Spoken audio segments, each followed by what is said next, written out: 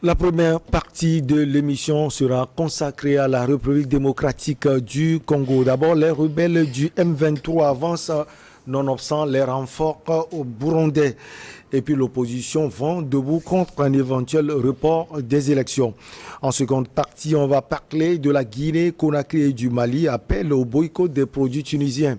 Puis le Togo, on va parler de la journée du 8 mars, la place de la femme dans le développement du pays.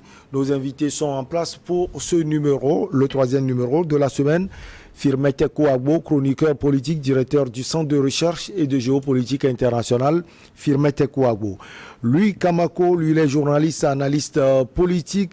Et puis Gabin Adjao, juriste de formation, analyste politique. Chers amis, bonjour. Firmete, tout va bien? Oui, tout va bien avec la grâce de Dieu. Michel, bonjour. Merci de m'avoir invité. Bonjour Gabin Adjao.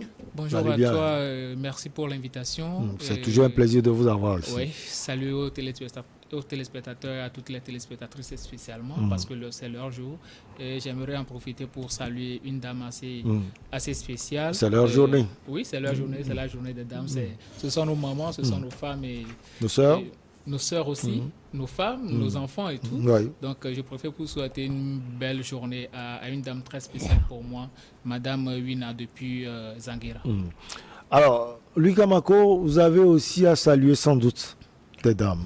Oh non, bonjour. Les dames que je salue, ce sont ma maman. C'est vrai que c'est une qui m'a mis au monde, mais moi, j'ai la chance d'en avoir trois parce que on m'a mis au monde et puis une m'a mis au monde et puis les deux autres prennent soin de moi. Donc à chaque fois que l'occasion me permet, je les salue toutes. Donc elles sont au nombre de trois. Je commence par celle que j'appelle affectueusement Nagan.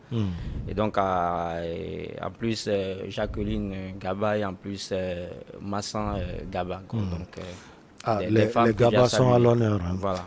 Allez, on commence par la République démocratique du Congo. Chers amis, les rebelles du M23, le mouvement 23 donc, avance malgré les renforts burundais arrivés dans ce pays pour pouvoir soutenir l'armée de la République démocratique du Congo. On sait déjà, chers amis, on commence par vous, Gabin Adjao, que l'armée kenyane était déjà là, mais les rebelles ne font qu'avancer. Qu'est-ce qui peut expliquer cela?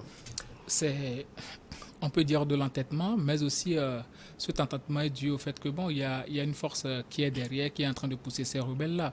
Aujourd'hui, quand vous prenez la situation, et en février déjà, il y avait un accord qui a été conclu, où on dit que du 17 au 30 mars, il y aura un retrait des rebelles du M23 dans leur base. Mais depuis là, rien n'est fait. Et il rame à contre-courant de cet accord. Et pire encore, le mouvement a pris position et a train d'avancer à chaque moment, malgré qu'on nous a dit la dernière fois que les populations qui avaient fui leur lieu de résidence avaient pris sur eux de rebrousser chemin, c'est-à-dire d'aller s'installer encore dans les zones d'habitation. Mais la situation est qu'aujourd'hui, ces zones d'habitation-là sont contrôlées par les rebelles du M23. Ça prouve à suffisance que ces forces-là, les forces des armées congolaises et même les forces qui aident l'armée congolaise, à savoir l'armée burundaise qui vient d'arriver et aussi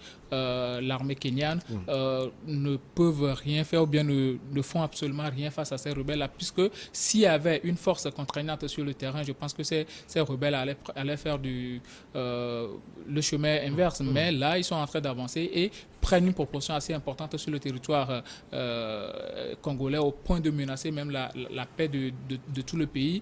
Aujourd'hui, quand vous prenez la voie principale qui mène de Goma au nord Kivu, c'est la seule route qui est encore praticable, c'est bouclé par ces rebelles, ce qui bloque la voie aux approvisionnements qu'on peut apporter aux populations. Donc, du coup, il y a une situation assez calamiteuse dans ce pays-là. Donc, on essaiera de voir, parce que cette décision avait été prise, la décision du retrait de ces rebelles du M23 avait été prise par les autorités de l'Afrique de l'Est, mais jusque-là, ces rebelles ne respectent absolument rien. Ils rament à contre-courant des décisions qui avaient été prises par les plus hautes autorités de la sous-région. Donc, du coup, ça montre à suffisance qu'il y a une force beaucoup plus importante derrière qui est en train de soutenir ces rebelles-là. Donc, il faut premièrement dénicher ces forces-là et essayer de les annihiler. Je le dis toujours, on ne combat pas ce genre de situation par la négociation parce que ce sont des gens qui sont venus à main armée, qui veulent en découdre. Donc je pense qu'il faut véritablement y aller en confrontation avec eux et surtout les abattre avec les moyens. Sinon, je pense que ce sera beaucoup plus compliqué pour les Congolais d'arriver à apaiser la situation de leur région et surtout amener la paix qui va leur permettre d'envisager les échéances à venir. Une autre chose que j'aimerais apporter, c'est que j'ai un peu de mal à comprendre comment est-ce que pendant la période de Joseph Kabila, ces rebelles-là ne menaçaient pas véritablement. C'était des sorties sporadiques, mais ça ne durait pas trop. Mais cette fois-ci, c'est récurrent. Ça a beaucoup duré. Oui, ça a beaucoup duré. Je compare un peu la situation à celle du Peut-être que Firmin peut nous élucider sur ce plan. Oui, allez-y quand même. Je compare la situation à celle du Burkina Faso quand Blaise Compaoré était là et il n'y avait pas une résurgence de la violence de la part des terroristes, mais depuis qu'il est parti, il y avait quelque chose. Donc, ces messieurs-là existent encore.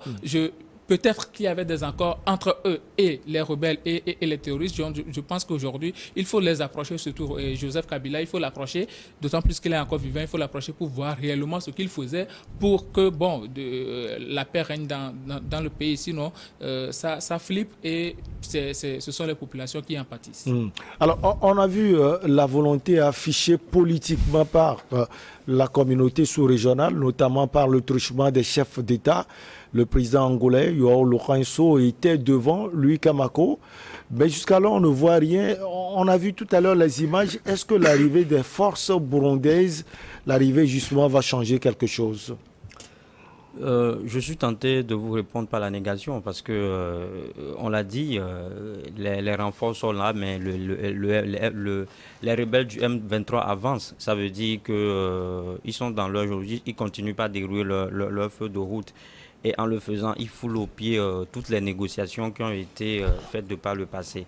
Donc, comme quelqu'un l'a dit, je crois et c'est prouvé à plusieurs reprises que cette guerre-là est soutenue par une puissance occidentale qui, Kinshasa même, a toujours accusé le Kigali d'être le soutien de M23, donc ce que des rapports ou bien un rapport de l'ONU aussi a confirmé. Donc aujourd'hui, ça prouve à suffisance que peu importe les renforts, la guerre va demeurer. Maintenant, ce qu'on dit, est-ce que les troupes burundaises ou bien les troupes kenyanes combattent réellement le M23? C'est la question qui reste posée aujourd'hui. Est-ce que ce n'est pas une intervention de façade?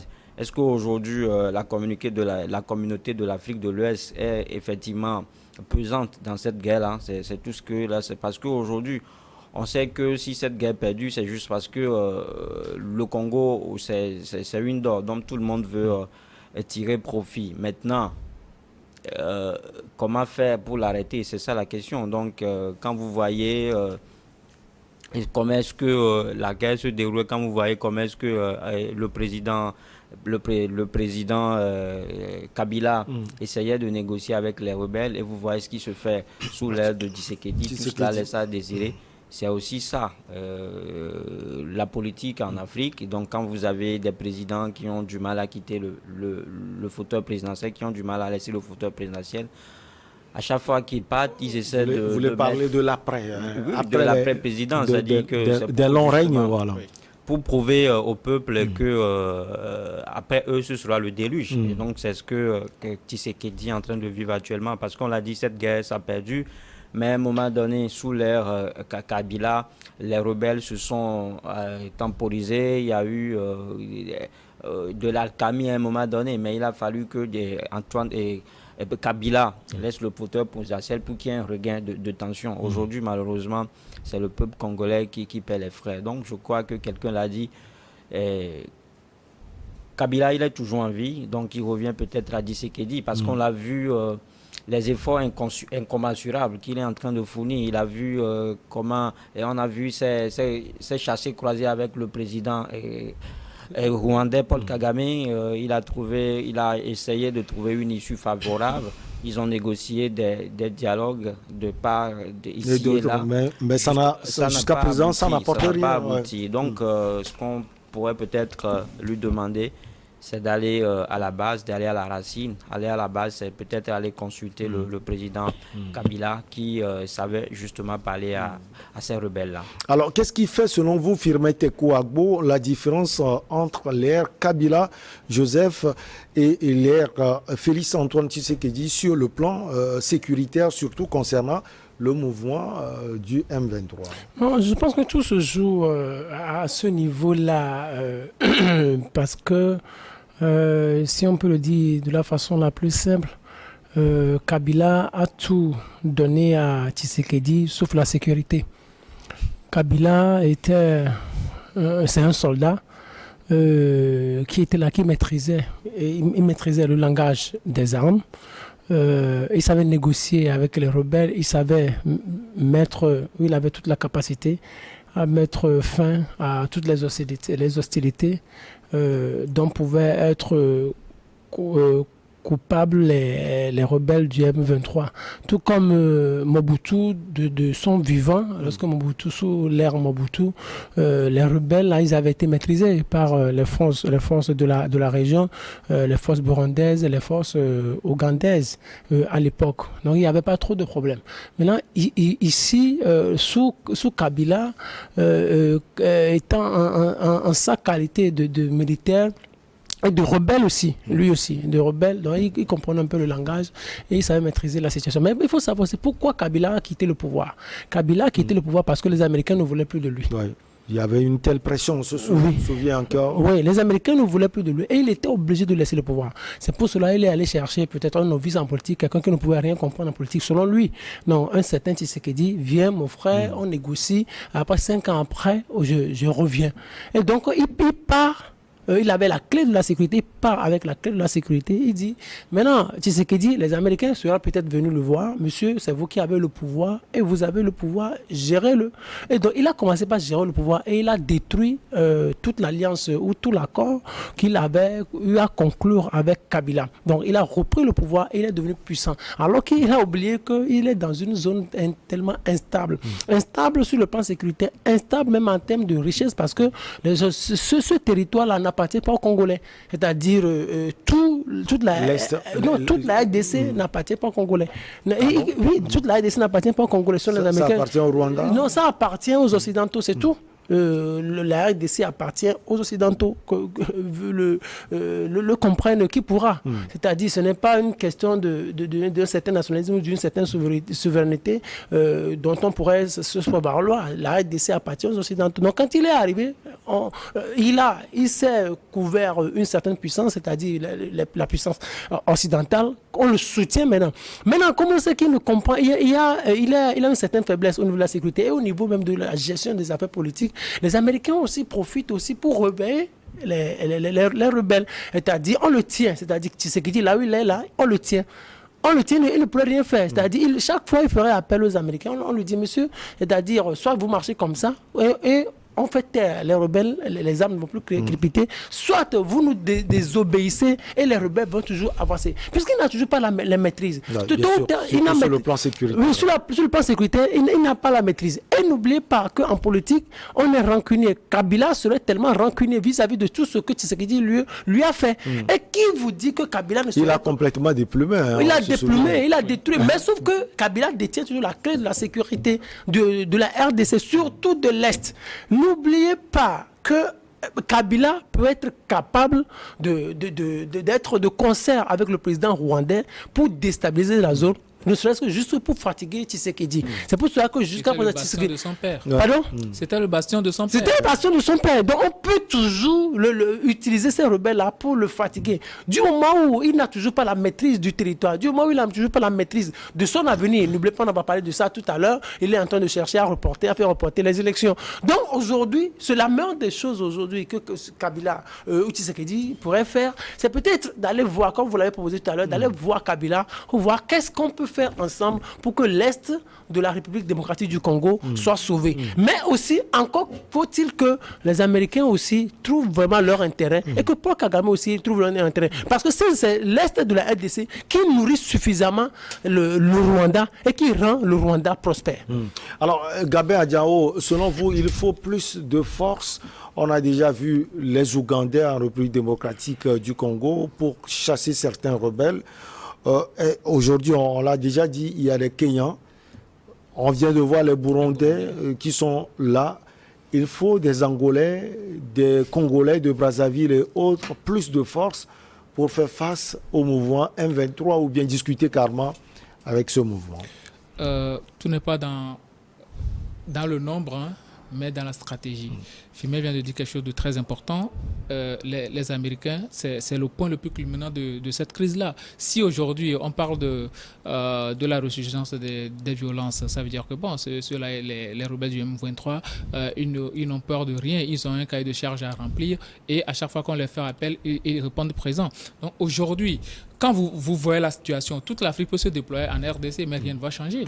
Puisque les forces qui sont derrière ces rebelles-là, elles sont beaucoup plus fortes hein, que toute l'Afrique. Ils ont les logistiques en place et tout. Ces rebelles-là, imaginez que ces rebelles ont plus de renseignements même que les forces armées congolaises. Ça veut tout dire. Aujourd'hui, je pense que tout doit aller beaucoup plus dans la négociation où on doit amener ces gens-là à comprendre quelque chose. Moi, tout ça aussi, c'est l'africanité.